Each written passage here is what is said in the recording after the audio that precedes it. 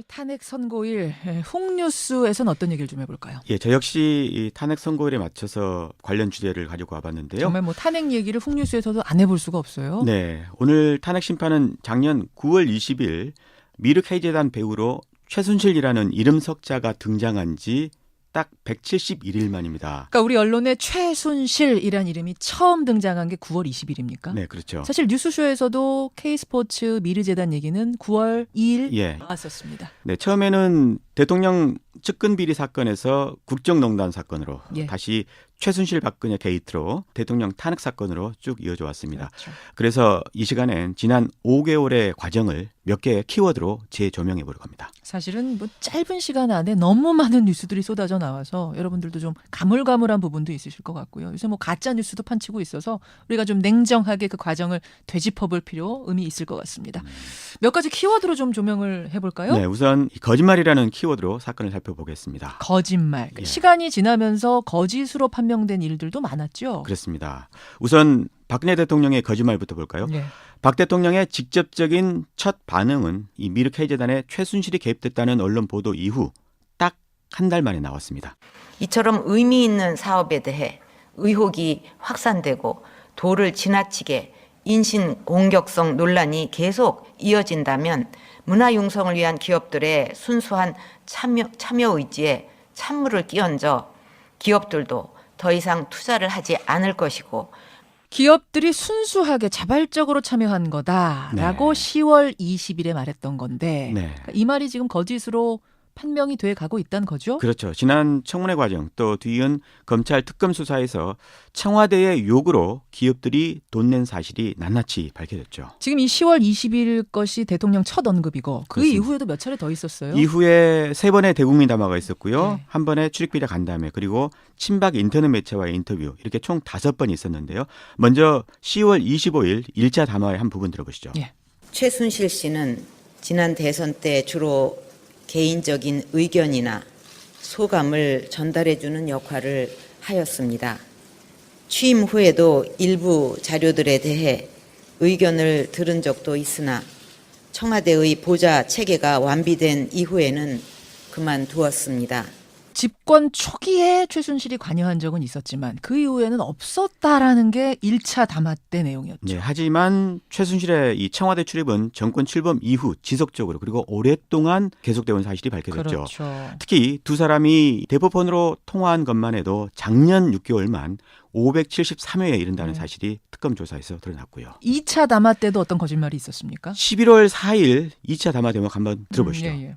이미 청와대 비서실과 경호실에도 검찰의 수사에 적극 협조하도록 지시하였습니다. 필요하다면 저 역시 검찰의 조사에 성실하게 임할 각오이며 특별 검사에 의한 수사까지도 수용하겠습니다. 그러니까 필요하다면 검찰 조사, 특검 조사 다 수용하겠다라고 사실은 굉장히 약속을 반성하는 한 거죠. 듯한 느낌으로 말을 했거든요. 네, 하지만 이 책임 규명 협조는 빈말이었고요. 예. 청와대 비서실과 경호실은 되레 이 검찰과 특검의 수사를 방해하기까지 예. 했죠. 대통령 자신도 검찰과 특검 수사 수용 약속을 끝내 지키지 않았고요. 필요하다고 국민들은 그렇게 얘기하는데 결국은 필요하지 않다고 판단을 했던 건지 뭔지 하여튼 안 이루어졌습니다. 그 약속. 3차 담화로 가보죠. 거기에도 거짓말이 있었습니까? 네, 퇴진 압박이 거세지자 다시 11월 29일 카메라 앞에 나왔는데요. 예. 퇴진 문제를 국회 결정에 맡기겠다 이러면서 승부수를 띄웠습니다. 여야 정치권이 논의하여 정권을 이양할 수 있는 방안을 만들어 주시면 그 일정과 법 절차에 따라 대통령 측에서 물러나겠습니다. 저는 이제 모든 것을 내려놓았습니다. 사실은 이제 이때는 개헌 카드로 어떤 정치권의 탄핵 전선 분열하려고 하는 거 아니냐, 네. 유도하는 발언이다 이런 비판이 뜨거웠어요. 그렇죠. 근데 오히려 국회 또 국민을 자극한 발언으로 받아들여졌죠. 그렇죠. 국회는 이 대통령이 사태를 모면하려고 꼼수를 썼다 이렇게 봤고요. 예, 결국 1호부터 나흘 만에 이 탄핵 소추안을 발의해서 통과시키게 됩니다. 그리고는 대통령이 직무정지 상태에 들어간 거고 네. 그랬어요. 근데 그리고 1월 1일에 갑자기 기자간담회가 소집되지 않았습니까? 그렇죠. 그 유명한 삼성과 자신을 엮었다 이런 표현이 바로 이때 나왔습니다. 예. 완전히 엮은 겁니다. 뭐 어디를 도와주라 하는 거 하고는 제가 정말 확실하게 말씀드리는데 그 누구를 봐줄 생각 이거는 손톱만큼도 없었고 제 머릿속에 아예 그게 없었어요. 그래서 아까 말씀대로 엮어가지고 자꾸 그렇게 완전히 엮은 거다. 억지로 엮은 거다. 근데 이 부분도 특검 수사를 통해서 드러났죠. 그렇죠. 대통령이 최순실과 공모해서 삼성에게 433억 원의 뇌물을 받은 것으로 조사가 됐습니다. 네, 예. 물론 대통령 측은 황당한 소설이다 이렇게 했지만 뇌물을 줬다는 이재용 부회장에 대해 법원이 구속영장을 발부를 했죠. 이제 남은 건 친박 매체와의 마지막 인터뷰가 있는 거죠. 그게 1월 25일이었는데요. 그런데 사실로 드러난 문화계의 블랙리스트조차 대통령은 모른다고 했습니다. 그 블랙리스트 자체는 옛날부터 있던 것입니까? 아니면 모르는 일이죠. 그건 대통령께서 말했어요. 예. 모른다. 블랙리스트 네. 나는 모른다 하는 건데 예. 특검의 수사 결과는 어땠습니까? 대통령이 관여한 사실이 밝혀졌죠. 관여했다. 네, 김기춘의 경우는요. 이 건으로 구속까지 됐고요. 예, 예. 공소장에 이렇게 적시가 됐습니다. 대통령과 순차적으로 공모했다 이렇게요. 순차적으로 공모했다. 예, 이 블랙리스트 사건만으로 모두 5명이 구속이 되기까지 했습니다. 말씀하신 김기춘 전 비서실장도 거짓말을 한 거예요. 청문회에서도 그랬습니다. 이 부분 들어보시죠. 지시가 있은 뒤부터 블랙리스트가 김기춘 실장으로부터 시작되어서 그 다음에 정무수석을 거쳐서 문화부로 내려왔다는 것이 문화부 전직 공무원의 증언인데 사실입니까? 저희들 블랙리스트 만든 일 없습니다. 저희들 블랙리스트 만든 적 없습니다. 네. 문화부에 그 많은 증언들이 다 나오는데도 상당히 뻔뻔하게 청문회에서 이야기를 했는데 이게 12월 7일 청문회입니다, 여러분. 그렇습니다. 자, 이야기가 자연스럽게 대통령 거짓말에서 청문회 거짓말로 넘어왔습니다. 네, 근데 청문회에서는 뭐 블랙리스트뿐만 아니라 거짓 증언들이 너무 많았잖아요. 많았죠. 대표적인 게 이재용 삼성 부회장 얘기가 아닐까 싶은데요. 한번 들어보실까요? K미르스포츠 204억, 최순실한테 80억, 장시호 16억, 그리고 말이 있습니다. 이 돈이 나가는 거 모르셨습니까? 당시에는 몰랐습니다. 수백억의 돈을 그분들이 자의로 그 돈을 집행했습니까? 증인, 모르셨습니까? 예, 몰랐습니다. 그런데 왜 이렇게 사죄하십니까? 이 몰랐다는 말, 이걸 특검은 거짓말이라고 본 거죠. 네, 법원도 결국에 구속영장을 따라서 발부를 했고요. 그래요. 이재용 부회장 말고 다른 사람들은 또 어땠습니까? 정경련의 이승철 부회장의 거짓말도 거의 막장 수준이었고요. 음. 그나마 양심이 있을 것 같았던 교수들, 의사들 이런 분 거짓말도 마찬가지였습니다. 그 가운데 이분의 거짓말 들어보시죠. 네. 역시 그러면 남궁시 지사에게 정유라가 지원했다 이야기한 거 적절했다고 봅니까? 없습니다. 아예 그냥 거짓말을 그냥 아주 그냥 하기로 작정을 했군요. 아닙니다, 네? 의원님. 제가 자, 보세요. 그런 말씀을 진짜 자, 전한 적이 자, 없습니다. 김종 교수 이거 12월 15일 청문회예요. 그러니까 네. 안민석 의원이 묻고 있고 이대 학장 김경숙 전 학장의 목소리인 거죠. 그렇습니다. 이분 침도 바르지 않고 거짓말한다는 말이 딱 어울릴 모습이 아니었나 싶은데요. 이 밖에도 의사인 김영재, 정기양, 이임순도요. 청문회에서 거짓말을 한 게 들통이 나서 전부 그 후에 기소가 됐습니다. 위증 혐의도 그럼 받는 거예요? 그렇습니다. 이번에 특검이요. 국회 위증 혐의로 기소한 사람만 모두 13명이 됩니다. 13명. 대통령 제외하고 13명. 네. 자, 여기까지가 거짓말 부분인 거고 두 번째 키워드는 뭔가? 두 번째 키워드는 바로 이겁니다. 시민 여러분, 광화문 사거리에서 어느 쪽으로 가야 됩니까? 청와대 방향으로 가야 되지 않겠습니까? 두 번째 키워드 촛불 집회입니까? 네, 촛불 혁명이라고도 하죠. 지난주까지 모두 19차례나 진행이 되어 왔는데 예. 연인원 1,400만 명이 모였으면서도 매번 평화적인 시위로 국민 여론 형성의 길라잡이 역할을 해왔죠. 예, 예. 촛불 집회가 시작된 계기는 대통령 1차 대국민 담화였습니다. 그리고 19차 가운데 클라이맥스는 6차 촛불 집회였습니다. 6차가 언제예요? 12월 3일이었는데요. 12월 3일. 예, 당시 시민들의 음성 들어보시죠.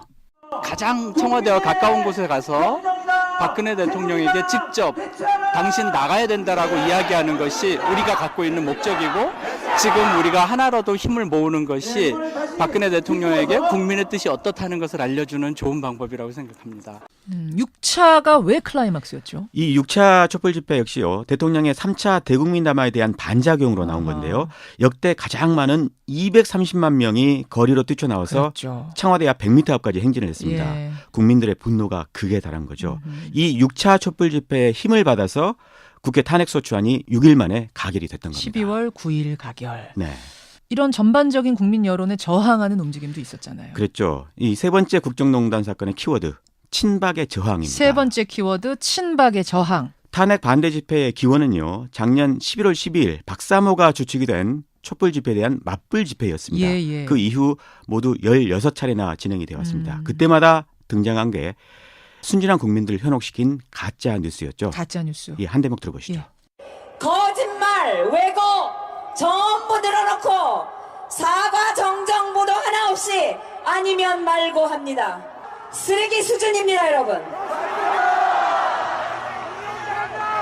이 종편 언론 다 이번 3월 말에 폐지해야 됩니다. 언론들이 거짓말을 했다 이런 주장이에요. 거짓말을 했다면 벌써 문제가 됐겠죠. 아무 죄도 없는 문학의 인사들까지 탄압하고 박해했던 이 정권이 가만히 놔뒀을 리가 있겠습니까? 예. 사실은 이제 사람들 동원한 거 아니냐라는 의혹도 계속 있었어요. 최근에는 실제로 집회 규모가 상당히 커졌거든요. 예. 탄핵 반대 집회는 3인이 주축이라고 합니다. 노인, 교인, 군인 이렇게 3인이요. 예. 노인은 박사모를 일컫고요. 교인은 일부 대형교회 목사들 또는 사이비 종교에서 동원한 교인들입니다. 또 한 세력이 군인이라는 거죠. 퇴역 군인들을 말하는데요. 아. 군가도 틀고 또 거수경례도 하고 마치 쿠데타라도 난 느낌을 받게 되는데요. 어떤 상황인지 현장 한번 들어보시죠. 예.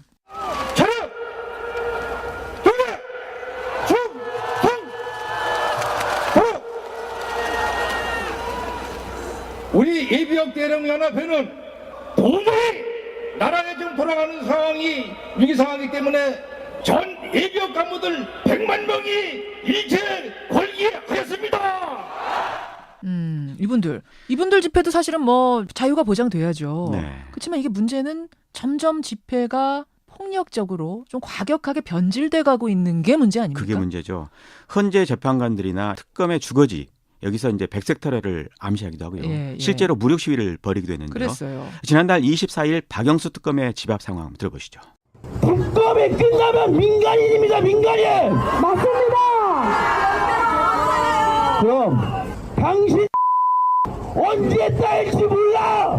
박영수 처단. 박영수 처단. 박영수 박살. 박영수 박살. 잠깐만요. 사실 박영수 특검 집 앞에서 시위가 있다는 얘기를 제가 여러 번 전해드렸는데 네. 현장의 목소리를 들으니까 소름이 끼칠 정도인데요. 박영수 처단, 박영수 박살 이런 구호가 등장했어요. 요것 말고 더한 구호도 굉장히 많은데요. 허허. 박영수 특검 부인도요. 이 보복 집회 때문에 스트레스를 받아가지고 실제로 기절하기도 했다고 합니다. 그렇다면서요. 예. 이게 오늘 탄핵 심판이 끝난 뒤엔 이게 잠잠해질런지 모르겠습니다. 글쎄요. 이분들 지금의 분위기를 봐서는 헌재가 탄핵을 인용한다면 쉽게 승복하지 않을 그런 분위기입니다. 참 이게 이제 오늘 세 가지 키워드로 정리를 좀 해봤는데 좀 모자란 느낌도 들어요. 더 할 얘기 많죠? 네, 검찰과 특검의 활동상 또 헌재 변론 활동에서 짚어볼 것들도 많을 것 같습니다. 예. 또 이번 사건을 있게 한 언론의 보도 활동, 또 내부자의 폭로 이런 것들도 제가 일일이 정리는 못했습니다만 청취자들 뇌리에는 남아 있을 것 같습니다. 예, 이제 탄핵 최종 결정까지 얼마 남지 않았습니다. 어떤 결과가 나오든 그것과 무관하게 검찰 2기 수사팀은 계속 수사를 해나갈 겁니다. 진실을 밝혀낼 겁니다. 예, 다시 기회가 되면 뭐 이 일들은 다시 좀 정리하기로 하고 네. 일단 오늘은 여기까지 기억들을 정리해보죠. 권민철 기자 수고하셨습니다. 고맙습니다. 훅뉴스였습니다. 정권이 논의하여 정권을 이양할 수 있는 방안을 만들어 주시면 그 일정과 법 절차에 따라 대통령 측에서 물러나겠습니다. 저는 이제 모든 것을 내려놓았습니다. 사실은 이제 이때는 개헌 카드로 어떤 정치권의 탄핵 전선 분열하려고 하는 거 아니냐, 네. 유도하는 발언이다 이런 비판이 뜨거웠어요. 그렇죠. 근데 오히려 국회 또 국민을 자극한 발언으로 받아들여졌죠. 그렇죠. 국회는 이 대통령이 사태를 모면하려고 꼼수를 썼다 이렇게 봤고요. 예, 결국 1호부터 나흘 만에 이 탄핵 소추안을 발의해서 통과시키게 됩니다. 그리고는 대통령이 직무정지의 상태에 들어간 거고 네. 그랬어요. 근데 그리고 1월 1일에 갑자기 기자간담회가 소집되지 않았습니까? 그렇죠. 그 유명한 삼성과 자신을 엮었다 이런 표현이 바로 이때 나왔습니다. 예. 완전히 엮은 겁니다.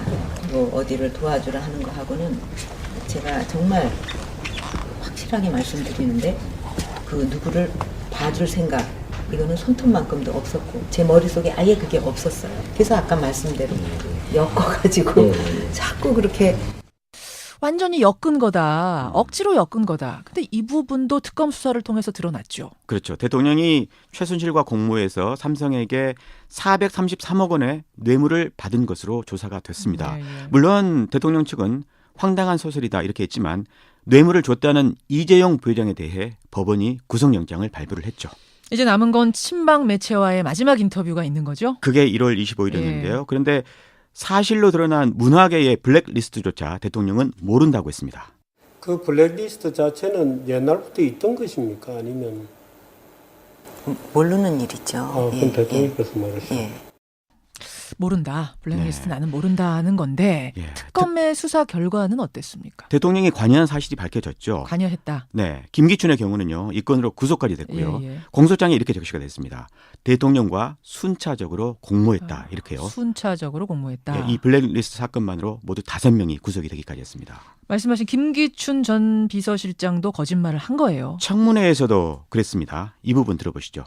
지시가 있은 뒤부터 블랙리스트가 김익준 실장으로부터 시작되어서 그 다음에 정무수석을 거쳐서 문화부로 내려왔다는 것이 문화부 전직 공무원의 증언인데 사실입니까? 저희들 블랙리스트 만든 일 없습니다. 저희들 블랙리스트 만든 적 없습니다. 네. 문화부에 그 많은 증언들이 다 나오는데도 상당히 뻔뻔하게 청문회에서 이야기를 했는데 이게 12월 청와대 출입은 정권 출범 이후 지속적으로 그리고 오랫동안 계속되어 온 사실이 밝혀졌죠. 그렇죠. 특히 두 사람이 대포폰으로 통화한 것만 해도 작년 6개월만 573회에 이른다는 사실이 특검 조사에서 드러났고요. 2차 담화 때도 어떤 거짓말이 있었습니까? 11월 4일 2차 담화 대목 한번 들어보시죠. 예. 이미 청와대 비서실과 경호실에도 검찰의 수사에 적극 협조하도록 지시하였습니다. 필요하다면 저 역시 검찰의 조사에 성실하게 임할 각오이며 특별 검사에 의한 수사까지도 수용하겠습니다. 그러니까 필요하다면 검찰 조사, 특검 조사 다 수용하겠다라고 사실은 굉장히 약속을 한 반성하는 거죠. 듯한 느낌으로 말을 했거든요. 네, 하지만 이 책임 규명 협조는 빈말이었고요. 예. 청와대 비서실과 경호실은 되레 이 검찰과 특검의 수사를 방해하기까지 예. 했죠. 대통령 자신도 검찰과 특검 수사 수용 약속을 끝내 지키지 않았고요. 필요하다고 국민들은 그렇게 얘기하는데 결국은 필요하지 않다고 판단을 했던 건지 뭔지 일단 안 이루어졌습니다. 그 약속.